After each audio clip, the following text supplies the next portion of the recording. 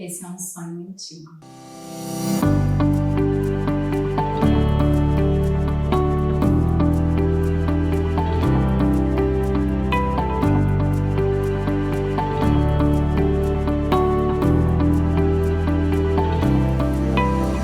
Eles se reinventam. Bem-vindas ao Embelezando Histórias, um podcast onde cada detalhe da vida pode se transformar em inspiração. Aqui costuramos relatos de mulheres que empreendem, se reinventam, compartilham um pouco de si, mas também abrimos espaço para falar sobre cirurgia plástica, moda, autocuidado, bem-estar, tudo aquilo que valoriza a essência e a beleza natural de cada mulher. Eu sou a Aline Krasik, cirurgiã plástica apaixonada pela escutativa e pelo cuidado que resgata a autoestima. E é com você que eu quero compartilhar histórias, dicas, reflexões que embelezam não só o olhar, mas também a vida. Então, nada mais justo de se eu estou aqui para compartilhar histórias, começar contando também a minha história. E a história da gente, cada um faz um recorte, começa de um pedaço, vê de onde quer. E é difícil determinar, às vezes, de onde começar. E eu acho que eu tenho que começar assim, desde pequena, para vocês poderem entender um pouquinho mais dessa trajetória e de quem hoje eu sou. Eu era uma criança extremamente tímida, confundida muitas vezes por mal educada.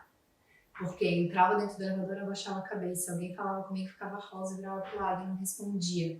Ia na casa dos parentes, passava correndo para não ter que cumprimentar ninguém. Odiava quando tinha que chegar depois e tinha que olhar e tava todo mundo lá. E não foi diferente depois quando a gente mudou de cidade e eu que nadava da vida inteira tive que mudar de clube de natação. Na adolescência, aquilo para mim foi assim, tortura. De ter que entrar num clube novo, falar com outras pessoas. Era tão difícil que o pessoal chegava antes para ficar jogando truco numa varanda para depois ir nadar. Eu passava reto, entrava pelo ginásio para ficar lá escondidinha, quietinha no banheiro e ninguém me vê. Claro que depois o tempo vai passando, a gente vai fazendo amizade, a gente vai se relacionando com as pessoas e muda um pouco, mas a gente não muda tanto assim. Decidir o que fazer da faculdade foi algo muito difícil. Porque quando a gente vem de sonhos, de querer ser uma nadadora profissional, e esse era o plano de vida, eu não pensava em faculdades. Só que aí chega meio que aquela pressão de, tá, mas você vai ter vestibular. E o que tu vai fazer? E eu não tinha a menor ideia do que eu ia fazer. E aí eu lembro que, na época a gente comprava cadernos de vestibular, não era assim na internet, fazer inscrição. E quando eu fui lá e comprei os cadernos, comprei das 3 faculdades disponíveis, que era a UFSC, o UDESC e o Unisul. E na UFSC comprei e falei, o que eu vou fazer? Olhei, decidi por psicologia. Na Unisul, falei, minha mãe sempre falou para fazer direito, que tinha um monte de oportunidades, que tinha um monte de concurso, dava para escolher qualquer área, me inscrevi para direito. E na UDESC, era aquela coisa meio sonho. O que eu vou fazer na UDESC? Moda. Não pensou em fazer educação física por causa da natação? Não, eu comprei cadernos para fazer moda. E aí comecei a ver muitos comentários. Vai morrer de fome, o que tu vai fazer com moda? Não tem nada a ver, hoje a moda dá tanto trabalho, é tão difícil de começar. E aí começaram, faz administração. Cara, eu adoro matemática, mas não quero trabalhar com números, não é a minha praia. E aí olhei e me inscrevi na educação física. E aí chegou o final do ano, passei nos 3. Psicologia, educação física e direito. E aí, como escolher? E na época eu ainda nadava, namorava, fazia cursinho de inglês. E aí, o que a gente faz? E aí, não conseguindo escolhi começar os 3. E aí eu fazia de manhã, de tarde, de noite, dividia, não fazia todas as matérias de uma, nem todas as matérias de outra. E assim eu comecei e fiz 6 meses das 3 faculdades ao mesmo tempo. Aí, tranquei. E continuei só na psicologia até o outro meio do ano. E eu falei, isso não é pra mim. Aí minha mãe me levou para fazer testes vocacionais, que hoje tem tudo fácil na internet, mas eu tive que ir para uma outra cidade, que era a melhor psicóloga, e lá deu um monte de coisa ligadas a artes, e eu ainda assim não sabia o que fazer. E aí, pensei, voltei para educação física. Pelo menos o curso era divertido, era o curso mais legal de todos. E aí eu voltei numa turma UDESC que não era uma turma mista, lá entravam 25 mulheres ou 25 homens. E aí, como eu já tinha feito algumas matérias, para encaixar e eu precisar em menos dias, estava eu numa turma de 25 homens. E foi muito legal. Mesmo um ser bicho do mato, tímido, consegui ir para aula e se divertir, vendo todos aqueles meninos brincando e se divertindo também num curso de educação física. Mas aí me caiu a ficha de, cara, o curso é muito legal, mas eu não consigo me imaginar trabalhando com isso também. O que eu vou fazer? Voltei para o cursinho. E aí nisso eu voltei para fazer cursinho de física com o professor Cebola. E aí ele falava, e aí, o que tu vai fazer? Eu falei, não sei. E aí, o que tu vai fazer? Não sei. E aí chegou a época de se inscrever de novo no vestibular. E aí comprei de novo o caderno do vestibular. E ele falou, o que tu vai fazer? Eu falei, não sei. Me inscrevi no último dia que dava. E me inscrevi para quê? Para direito. Que era a única que eu tinha feito na faculdade particular na época. Tem um monte de opção. Ele passou um mês me falando, toda terça e quinta, quando eu ia encontrar ele no cursinho, Aline, não tem nada a ver contigo, vai lá, muda pra medicina. Aline, não tem nada a ver contigo, vai lá, muda pra medicina. Ele chegou na última quinta-feira, ele olhou no meu olho e falou, já mudou? Eu falei, não, dele, amanhã é o último dia. E aí, no último dia, apareci eu lá, no balcão da Coperv. Olha, meu professor falou que dava pra mudar de curso se quisesse. Ele falou, claro, não sei o que, só preencher o formulário e tal. E eu, vou preencher. E aí fui lá, mudei para medicina sem nem saber o que eu queria. Então a medicina não é aquela coisa de sonho antigo, de desafio, de pensar o que ia fazer a vida inteira, de sempre só ser isso de opção. Ela foi uma coisa que quem me olhava via que tinha muito a ver comigo e eu não conseguia ter tanta certeza assim. Mas daí quando eu entrei no curso, e o vestibular foi outro desafio, porque os primeiros dias que eram as minhas melhores matérias eu fui péssima. Eu chorei a noite inteira, quase não dormi nada. E quando eu conferi aquele gabarito, eu falei, não dá, o que eu tô fazendo aqui? Eu nem conferi o gabarito dos outros dias. No dia que saiu o resultado, a minha irmã tinha feito para outro curso e ela tinha ido muito bem na prova, ela ia passar. Eu falei, vou pra praia, eu vou estar longe daqui, porque ela vai comemorar e eu vou estar triste mesmo, sabendo que eu não vou passar. Mas eu quero que ela esteja feliz, então eu vou lá, vou esperar, ela comemora, depois eu venho comemorar, tá tudo certo. E eu tava na praia lá e de repente conseguiram contato com uma amiga, não sei o que, falaram, tu passou? Eu falei, mentira que eu passei. Não, é verdade, eu falei, gente, é impossível ter passado. Vocês viram as notas que eu tirei no primeiro dia? Não dá, era impossível. E aí eu cheguei em casa, e minha mãe jogou ovo, não sei o que, levou na varanda, eu falei, gente, não é, não, Aline, saiu a lista, não sei o que. Eu só acreditei quando eu cheguei lá na UFSC, vi a lista e eu falei, gente, não é possível, não é possível. E aí eu fui lá, olhei e depois conferi as minhas outras notas e tipo, eu tinha ido muito bem, inclusive em matérias que não eram as minhas melhores matérias. E aí eu digo que Deus às vezes guia a gente, leva pela mãozinha quando a gente não tá acreditando e mostra dizendo assim, ó, é por aqui. E aí eu entrei na medicina e me encantei com tudo. E eu gostava de tudo. E aí foi chegando o final do curso e eu comecei a ficar angustiada de novo e a minha angústia não era mais por não saber o que fazer. Era por ter tanta opção, como é que eu ia deixar alguma de lado se eu queria tudo, eu queria saber tudo, eu gostava de todas aquelas coisas. Como é que eu ia escolher acupuntura e não escolher cirurgia? Como é que eu ia escolher não fazer hematologia? Enfim, eu gostava de tantas áreas, eu tinha curiosidade, vontade, interesse por tanta coisa. E aí foi difícil, bem difícil. E eu contei com a ajuda de diversos professores para eu conseguir guiando o caminho e ainda assim foi difícil decidir. Eu fiquei entre 2 ou 3 opções, eu tinha 9. Eu fiquei entre 2 ou 3. E aí no final eu falei, vou fazer essas 2. E aí eu passei em São Paulo e falei, eu não vou fazer uma inscrição, porque eu não sei se é isso que eu quero. Eu vou trabalhar mais um pouco, eu vou pensar, para depois ir mais segura para minha decisão. E aí eu me voluntariei e eu ia para aeronáutica. E aí nesse meio do caminho fui chamada para cirurgia aqui no Hospital Celso Ramos, que eu falei, essa aqui é do lado de casa. Eu vou lá, começo. Se eu não gostar, tenho um mês para eu desistir e chamar outra pessoa. Não vou prejudicar ninguém e já depois elimino uma da minha vida. E aí eu comecei a cirurgia e foi puxado. Muito puxado. Eu tinha um colega que ele me olhava e todos os dias ele me olhava e dizia, Aline, vamos desistir? Eu disse, mas o que eu vou fazer se eu desistir? Eu vou fazer rádio, tu faz anestésio, que é outra coisa que tu gosta. E o chefe aqui do serviço de anestesia já gostou de ti, já te chamou 1000 vezes para ir pro serviço dele, por que tu não faz?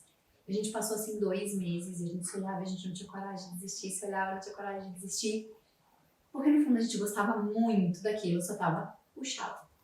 E aí foram 2 anos assim, ó, de trabalho, de dificuldade, de plantão. E ainda hoje a cirurgia é um mundo mais masculino. Então há algum tempo atrás era mais ainda, então não era tão simples ser uma mulher no meio cirúrgico, tinha muito preconceito, a gente escutava muitas piadinhas. No meu ano de residência, eram 5, né, médicos que entravam para se especializar em cirurgia, era eu e 4 meninos, e no ano anterior também eram 4 meninos e uma menina só. Então a gente acabava convivendo com muitos homens. Eu tinha uma preceptora mulher de todos os cirurgiões que nos preceptoravam ali na residência. Mas foram 2 anos que eu aprendi muito, muito, muito, muito. Desde a faculdade que eu já tinha feito todos os estágios que era possível, até a área que eu não gostava, não, vou fazer porque eu quero aprender. Chegou na cirurgia, não foi diferente, assim, tudo que me convidava, vamos, cirurgia, vamos, não vamos. E eu acabei me encantando muito pela urologia, que foi um dos principais motivos de eu ter ido para cirurgia. E aí, quando eu entrei no ambulatório de urologia, todos os pacientes chegavam lá e mesmo me apresentando, dizendo, oi, eu sou a Aline, sou médica cirurgiã, eles perguntavam, não vai vir um médico me atender? Não tem um médico para me atender? Eu fico naquela, meu Deus, naquele tempo que não tinha internet, não tinha essa facilidade da gente se comunicar, de se expor, de se mostrar, como é que um paciente vai chegar e vai escolher, vou uma mulher?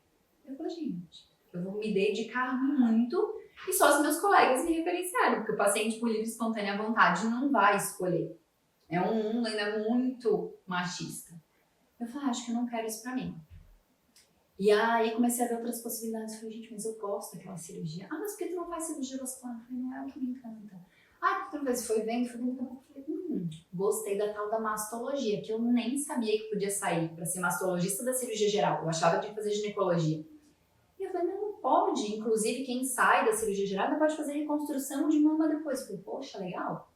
Porque daí eu posso fazer um monte de coisa, dá pra fazer ultrassom de mama, dá pra atender clinicamente mulher, dá pra fazer a cirurgia, dá pra fazer reconstrução. E eu fui pra São Paulo, fiz um estágio lá, achei muito legal. E daí quando eu voltei, a gente fez uma reconstrução de orelha num paciente que tinha perdido a orelha num acidente. E aí a gente estudou, eu e meu colega que estava no mesmo estágio que eu de cirurgia plástica, a gente foi atrás de como fazer um molde, né? A gente estudou mesmo pra fazer aquela orelha. E eu falei, cara, eu gosto disso. E se eu já gostava de mama, e agora na cirurgia plástica eu posso fazer basicamente as mesmas coisas, mas ainda posso fazer muito mais coisa. E aí o ser aqui que tinha preconceito com a cirurgia plástica, que passou a faculdade inteira também se escondendo, eu fazia todos os trabalhos escritos, eu e uma outra amiga minha, tudo para não ter que ir lá na frente apresentar, assim, tudo. E eu falei, o que eu vou fazer na cirurgia plástica que agora eu tô gostando? Que eu vou ter que falar com mais pessoas, que eu vou ter que me expor mais. E eu falei, ok. Então teremos que trabalhar isso.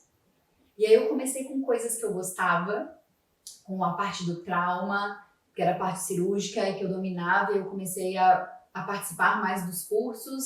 E aí me convidavam para dar aula em uma turma e diziam, ai gente, que difícil que é para mim, eu não fui a faculdade inteira. E eu, vamos lá, a gente tem que se desafiar, tem que sair da zona de conforto.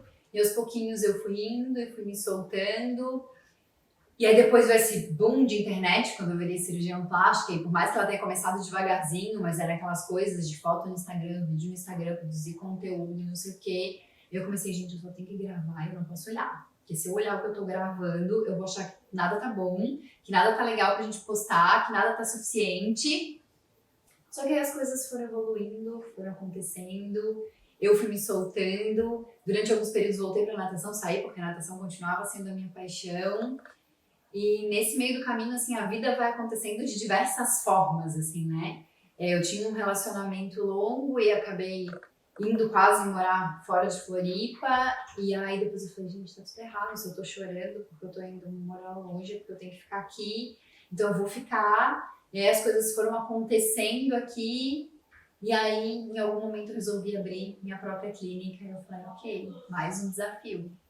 Além de ter escolhido, além de ter que superar essas coisas de falar em público, agora eu vou abrir uma clínica, ou seja, eu vou ter que empreender. Isso a gente não aprende na faculdade, a gente não aprende na residência. É aquela coisa que tu vai ter que construir tudo do zero, né? Com base naquilo que tu vem aprendendo e ouvindo e falando. E a gente ainda tinha um conceito antigo de que o médico bom era aquele que estava trabalhando só no SUS, aquele que atendia praticamente de graça, que a medicina era sacerdócio, que tu não podia ganhar dinheiro atendendo as pessoas. E aí tu vai para uma área que aquilo é o teu trabalho, tu tá te entregando, tu tá se doando para aquilo também, só que tu também precisa viver, tu também precisa manter a tua vida e equilibrar todas as coisas. Esse aprender, empreender, continuar se doando, atendendo a parte estética e também a parte funcional da cirurgia plástica, e que cada vez foi me encantando mais. Porque cada paciente que eu atendia e que eu via toda aquela transformação que a cirurgia plástica pode trazer, me mudava também. Eu enxergava cada paciente com uma mudancinha assim que eu pude causar, era tão gratificante. E foi fazendo com que eu fosse, nesse meio do caminho, me perdendo e me encontrando ao mesmo tempo. Porque se foi ficando algumas coisas para trás, né? Daquela Aline que antes era muito das artes no colégio, de participar de festival de poesia, de gostar de fazer escultura, de por mais que não quisesse fazer o teatro, mas que estava lá escrevendo as peças de teatro. E depois aquela pessoa que virou uma cirurgiã, que era tomar decisões, resolver, resolutiva, resolver os problemas, tá ali. E aí conseguir resgatar de novo esse olhar feminino de delicadeza da arte, de juntar aquela precisão, aquele detalhe, aquela coisa toda de perfeição que a gente vem carregando e que às vezes a gente não assume pra gente mesmo de que tá procrastinando alguma coisa porque tu queria que aquilo ficasse perfeito, de juntar tudo isso e realizar o sonho de cada uma das pessoas que vêm aqui comigo.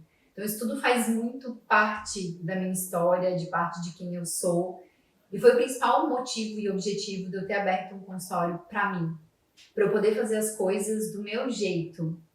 Para eu poder ter o café que eu quero ter, dar o mimo que eu quero dar, de poder deixar o espaço que eu quero para cada consulta, de eu poder individualizar de como eu quero cada um dos tratamentos.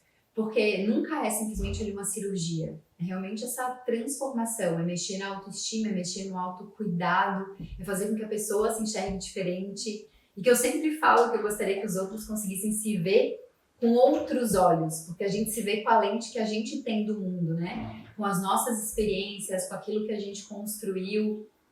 E quando a gente se vê com a lente do outro, a gente é muito mais doce com a gente mesmo. A gente se olha com muito mais crueldade, a gente vê coisas que, tipo, nos outros a gente deixaria passar, e na gente a gente se apega em cada detalhe. Há pouco tempo, eu fiz algo pela primeira vez, que é participar de um clube do livro, e lá tinha um livro chamado Três, que eu escolhi aleatoriamente. E aí não sabia história, não sabia nada, só que eu gostava de ler, queria participar e peguei o livro.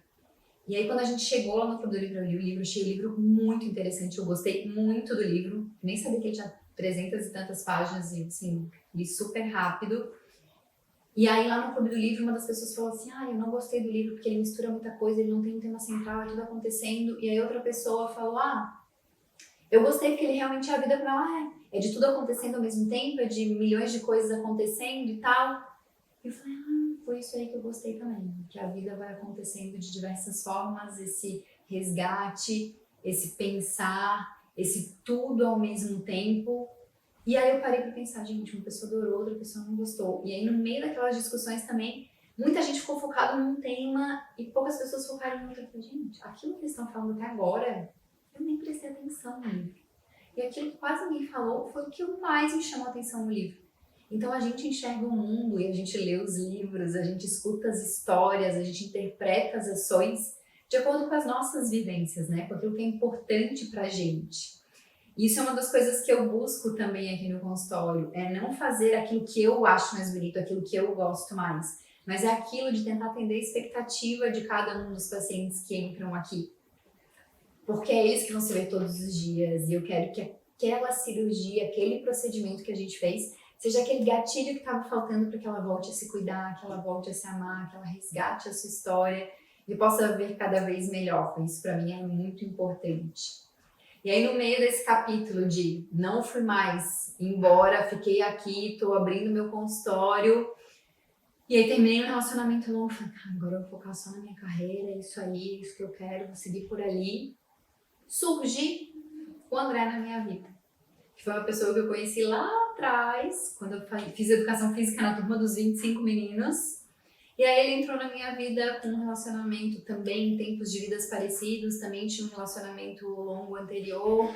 E a gente se encontrou em momentos muito próximos e começou uma coisinha devagar e foi crescendo e enfim, a gente viu que a gente tinha objetivos semelhantes, que a gente podia crescer junto, que a gente se gostava. E aí depois vem o Pedro, e eu que era uma pessoa que dizia desde sempre que não queria ter filhos, que eu queria viajar o mundo inteiro, que continuo querendo.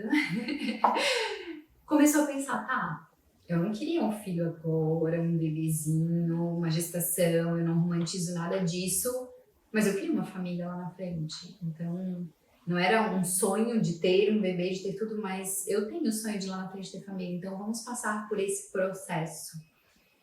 E foi muito mais leve do que eu achava que seria, assim, porque eu não tinha expectativa. E aí depois quando eu comecei a pensar, eu falei, gente, eu tenho LPD, minha gestação vai ser o ó, eu vou ficar inchada, todo mundo fala que enjoa, vai ser o ó. Eu não tive nada. Eu só não tava me gostando grávida. Eu me olhava e dizia, gente, essa pessoa não sou eu. O que fizeram com o meu corpo, fizeram com a minha cabeça, enfim. Só que eu não senti nada, eu não tive um enjoo, eu não tive grandes inchaços, assim, foi tudo tranquilo, assim, a gestação toda. E uma coisa que mudou o meu olhar sobre mim foi quando eu falei, tá, eu vou fazer fotos de gestante mesmo eu não me gostando, porque se depois eu não quiser olhar nunca mais, eu não me olho. Mas se um dia me pedirem foto na escola de gestante, se um dia eu quiser ver, eu não vou ter nada, porque eu não tô tirando foto. Então vamos lá. E aí quando eu fiz as fotos de gestante, eu me olhei e falei, não tô tão feia quanto eu tava achando que eu tava. E aí eu fiz aquele mesmo exercício que eu digo para as minhas pacientes fazerem, de conseguir me ver com a lente dos outros. E foi ali que eu comecei a me gostar grávida, mesmo não super me adorando, e que a gestação ficou mais leve. E aí eu fui fazendo fotos ali diante de todos os meses, e aí quando o Pedro nasceu, eu passei um perrengaço com a amamentação.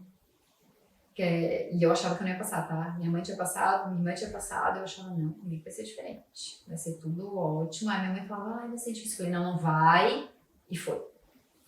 Mas também não foi uma coisa que eu fiquei ali super sofrendo, porque como eu sou pouco sensível à dor, então todo mundo me olhava e falava, tu tá conseguindo amamentar assim? Eu, aham.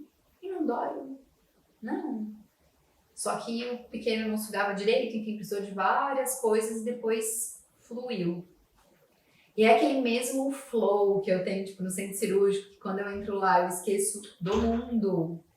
Aconteceu também com a maternidade, assim, era tão gostoso estar ali com ele, olhar para aquele serzinho, ver ele crescendo. Era tudo tão bom que eu não tive aquelas coisas de pensar em depressão, de não conciliar trabalho, de nada. Eu voltei a trabalhar com 2 meses, claro, um ritmo bem menor no consultório.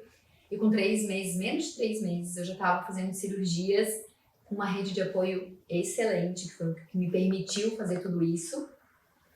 E meu pequeno ia lá nos intervalos, na hora que ia virar o paciente, enfim, na cirurgia ele mamava super rápido, então era bem o tempo, dava tudo certo, consegui encaixar tudo assim na vida.